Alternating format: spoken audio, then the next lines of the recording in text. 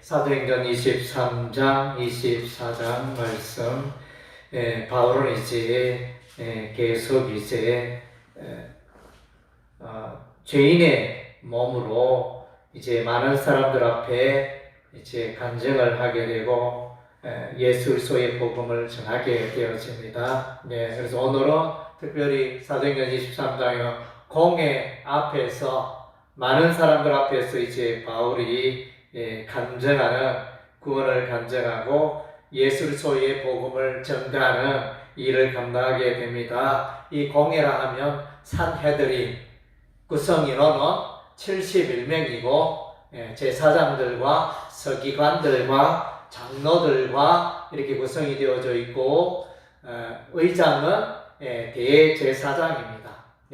그래서 이제 주된 이 공회의 주된 세력은 사두개인들이었고, 물론 이제 시대마다 조금 다르긴 하지만, 그래서 이제 이 공회는 재판을 하기도 하고 통치 기구가 되기도 하고, 의회도 되기도 하고 또 유대인의 법정이 되기도 하고 이제 그런 기관이 되어집니다. 그래서 이제 유대인의 이런 이제 공회 기관 앞에서 바울이 이제 간증하게 되어집니다.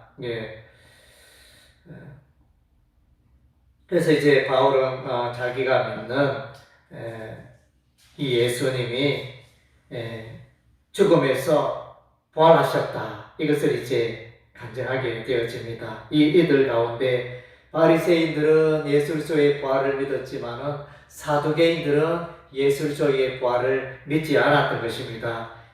바울의 이러한 말들에 대해서 이제 수근거리며 또 서로 간에 떠들고 소란이 일어나고 이렇게 웅성거리는 이런 이제 움직임들이 일어났습니다. 이러한 중에 이제 천부장이 바울을 보호하고 하는 이제 이런 장면이 나타납니다. 이러한 중에 이제 특별히 예수님께서 그날 밤에 바울에게 나타나셔서 담대하라, 내가 예루살렘에서 나의 일을 정언한 같이 로마에서도 정언하여야 하리라, 이렇게 우리 주 예수님이 바울에게 말씀하셨습니다. 그래서 이제 여기에 본문에 보면 이제 정언하라 이렇게 우리말로는 똑같은 거로 나오는데 헬라어 원어에 보면 이제 이게 동사가 다른 동사로 이렇게 나타나 있습니다. 앞에 동사 나의 일을 정언한 것은 아마 재판장에서 이렇게 정언하는 그런 것에 더 의미가 있는 것 같고, 로마에서도 정언하여야 하리라, 이것은 여기서 정의는 이제 선교자적인 그런 정언, 목숨을 바쳐서 정언하는 그런 면에 초점이 있는 것으로 보여집니다. 그래서 정말로 우리 하나님의 역사는 참으로 놀랍습니다. 바울이 힘들고 어려운 순간에도 함께 하셨습니다.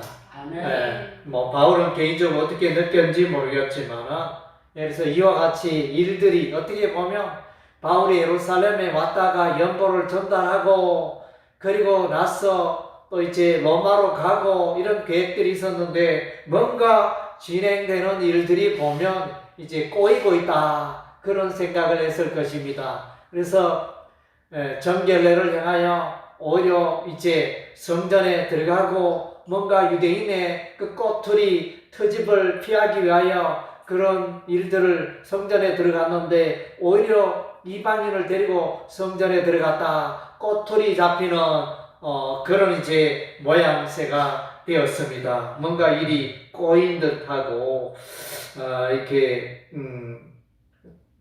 내면에는 물론 이제 성경에 기록되어 있지 않지만 바울의 내면에는 약간의 좌절감이나 또 이제 일이 왜 이렇게 꼬일까, 이런 생각도 할 수 있을 법한 그런 이제 상황입니다. 그러나 이제 그날 밤에 예수님께서 바울에게 나타나 이와 같이 담대하라, 이 말을 했던 것은 어떻게 보면 좀 소심하고 좀 의기소침하고 좀 두렵기도 하고 이렇게 걱정이 되어지는 그런 상황이었을 수도 있습니다. 그래서 이제 우리 여호수아 1장에 보면 모세가 죽고 난 이후에 여호수아가 이렇게 상당히 두려워했습니다. 이 많은 백성을 가나안 땅으로 어떻게 인도하며 해야 할 일도 많고 내가 감당하기에는 능력도 부족하고 이런 이제 두려워하는 마음이 있었는데, 그러나 이제 우리 하나님은 여호수아에게 강하고 담대하라 그렇게 말씀하셨듯이 오늘 이 상황들 공회 앞에서 선다는 거, 제사장들이 있고 장로들이 있고 서기관들이 있고 수많은 사람들이 지켜보고 그때 당시에 다 권세자들이고 실세자들이고 이스라엘을 좌지우지하는 그런 세력들 앞에서 바울이 담대하게 예수님을 말한다는 것은 결코 쉬운 일이 아니었을 것입니다. 하나님께서 지혜를 주심으로 이제 짧게 나는 죽은 자의 소망 곧 부활로 말미암아 내가 이와 같이 신분을 받는다 이렇게 정언하였더니 여기에 보면 메시지가 길지도 않습니다.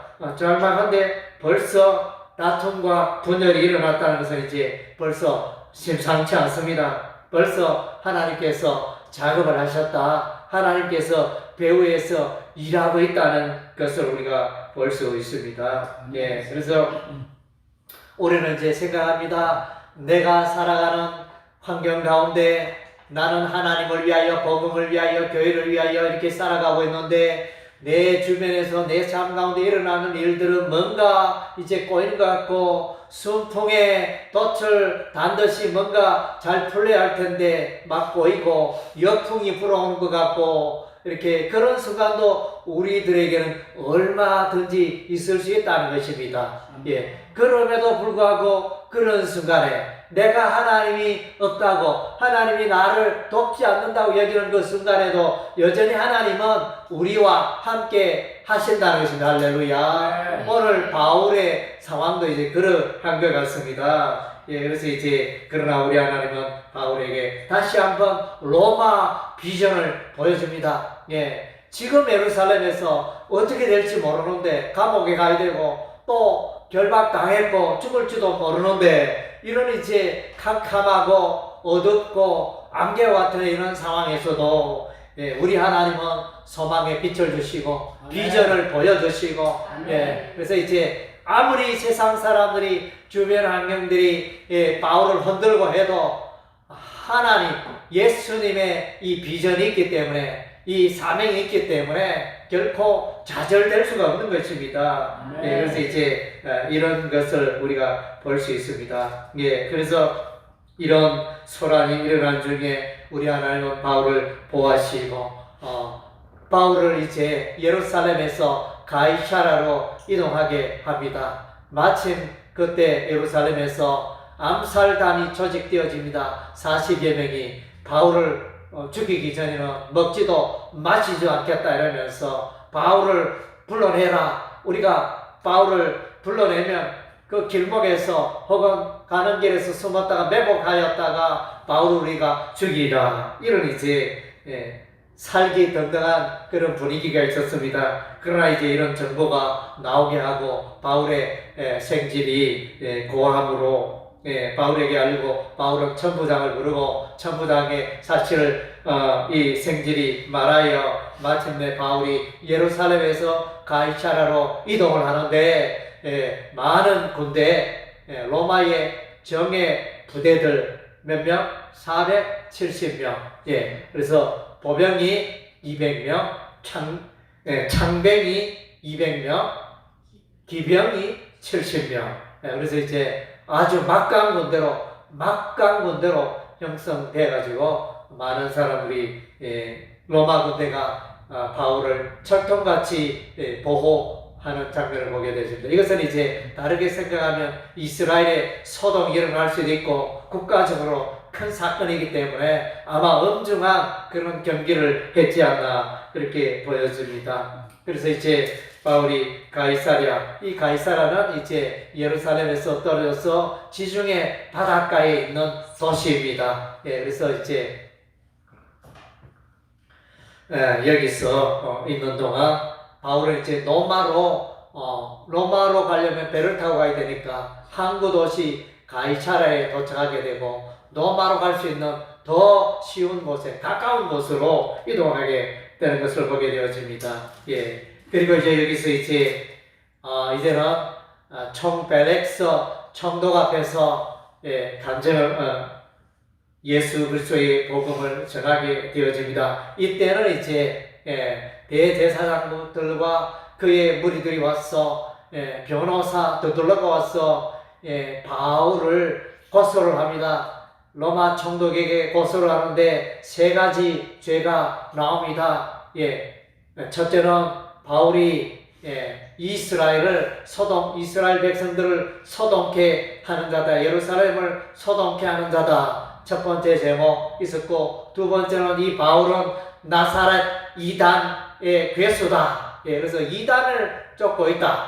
이렇게 고소를 하고, 세 번째는 이제 바울이 성전에 들어가서 성전을 더럽혔다. 이 세 가지 제목을 가지고 이 변호사 더둘러가 이렇게 고소하는 것을 보게 되어집니다. 이 더둘러라는 이 이름의 의미는 원어적으로 볼 때 거짓말쟁이라는 그런 의미가 담겨져 있습니다. 그래서 이제 이 세 가지 제목을 가지고 바울을 고소했는데 이 내용이 다 사실이 아니라는 것입니다. 그래서 이제 다 그 근거 없는 이야기, 뜬소문, 가짜 뉴스를 가지고 이렇게 고발하는 그런 모습을 우리가 보게 되어집니다. 그래서 이제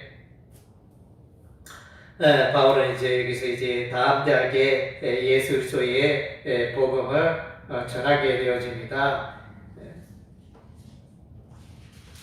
그래서 여기서도 이제 의인과 악인의 부활이 있으리라 이렇게 간증을 하게 됩니다. 그리고 이제 여러 가지 자신의 그 여정들을 이야기하면서 했을 때 오히려 특별히 총독이 들어와도 특별한 문제가 없는 것 같고, 이렇게 하여 이제 여기서의 변호와 또 고소 이런 것들은 이제 다 이렇게 없는 것처럼 잘 지나가고 순조롭게 잘 지나가고, 오히려 총독이 바울을 가까이 하게 되어지는 이런 일들이 일어납니다. 그래서 이제 세상 사람들, 공회, 또 대제사장, 서기관, 장로들은 바울을 괴롭히려고 이렇게 대적하려고 올무를 넣고 했지만 그 모든 장애물, 올무들을 다 지나가게 하시는 우리 하나님이십니다. 오히려 이런 어려움 중에 오히려 로마로까지 더 쉽게 갈 수 있는 그런 이제 방향으로 우리 하나님이 이끌어 가신 것을 보게 되어집니다. 그래서 이제 우리도 이 세상 살아갈 때 늘 불안합니다. 바울도 이제 물론 이제 예루살렘에서 가이사를 이렇게 왔지만 바울의 상황은, 주변 상황은 불안합니다.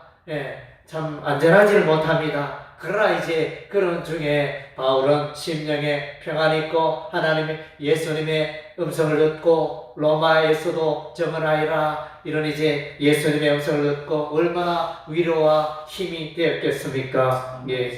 오늘날 이제 우리도 이 시대를, 우리 그리스도인들이 이 시대를 살고 있는데 정말로 이 시대는 불안합니다.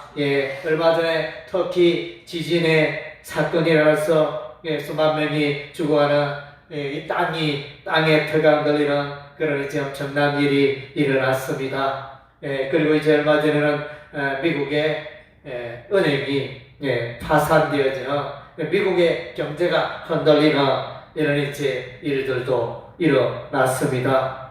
그래서 이제 은행에 돈을 맡겨도 안전하지 못하다, 그것을 이제 경고하는 것입니다. 그리고 이제 또 우리가 보니까 국내적으로는 이제 국민연금이 고갈되어져 가니까 2055년 정도 되면 국민연금이 고갈된다 이러면서 정부가 나서고 어떻게 하면 참 이렇게 국민연금이 고갈되지 않고 잘 운영을 할 수 있을까 머리를 맞대고 있는, 이것도 그러니까 온 국민이 돈을 내 가지고 노후를 이렇게 준비하는데 이것이 돈이 바닥이 날 수 있다 이러는 거 얼마나 불안합니까? 그래서 이제 연금을 빼는 사람도 있고 조기연금 수령하는 사람도 있고 그래서 이제 그런 일들 또 이제 보니까 우리 윤 대통령이 또 일본을 방문하였는데 또 수많은 사람들이 보니까 여기저기 또 반대 의견을 제시하고 여기저기서 이제 데모를 하는 국내 이게 정치 상황을 또 이제 어지럽게 하는 이런 이제 세력들이 일어나고 있습니다. 그래서 이제 우리는 이제 대통령 한 사람 잘 뽑으면 이 나라가 안정되고 잘 될 줄 알았는데 또 반드시 그렇진 않은 것 같습니다. 반대 세력이 있으니까 또 흔들고 자기 의견을 내고 좀 이렇게 하다 보니까 대통령이라 할지라도 마음대로 소신껏 정치하지 못하는 이런 상황들이 있는 것 같습니다.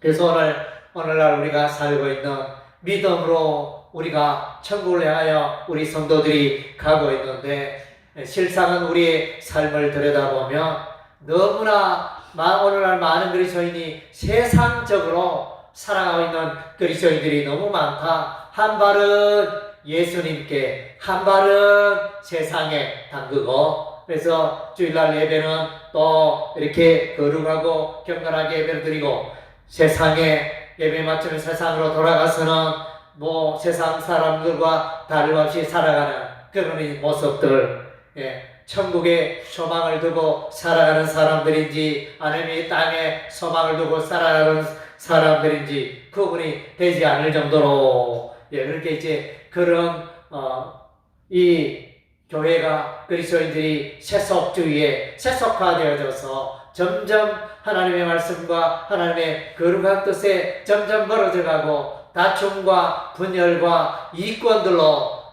이권 정치에 가득 차 있는 경제 교회도 이제 돈을 귀하게 여기고 돈에 대단한 자부심을 가지고 하여튼 이제 어떻게 보면 이 돈의 흐름에 경제의 흐름에 교회도 이렇게 흘러가는 그런 모양새가 있다 이렇게 여겨집니다. 정말로 우리가 그런 돈도 물론 우리가 세상의 주의를 감당하기 위하여 돈도 필요하지만 그러나 이제 이 돈이 더 앞서고 신앙보다 더 앞서고 그런 일들이 일어나서는 안 된다는 것입니다.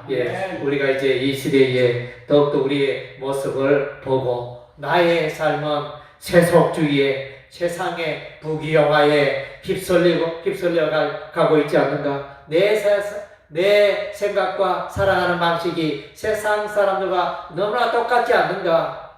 그래서 이제 요즘 수많은 그 뉴스들, 유튜브, SNS를 통해서 우리는 이제 세상에 옛날보다 더 많은 세상에 영향을 받고 있고 세상 소식을 접하고 있습니다. 그래서 이제 우리가 자칫하면 신앙에서 우리가 무감각해지고 그래서 이제 이중적인 신앙생활 그래서 한쪽 다리는 세상에 한쪽 발은 이제 또 교회에 두고 이렇게 살아가는 우리의 모습이 아닌지 진실되게 우리의 삶을 돌아봐야 되겠습니다. 그래서 또 한편으로는 이제 또 힘들고 어려운 가운데 불안해하는 그리스도인들도 있을 것입니다. 그래서 예수님을 따라가지만은 내가 하는 일들이 내 직장 생활이 내 사업이 또 주변의 일들이 꼬이는 것 같고 잘 안 풀리는 것 같고 불안해 할 수밖에 없는 이런 환경이 있을 수가 있습니다.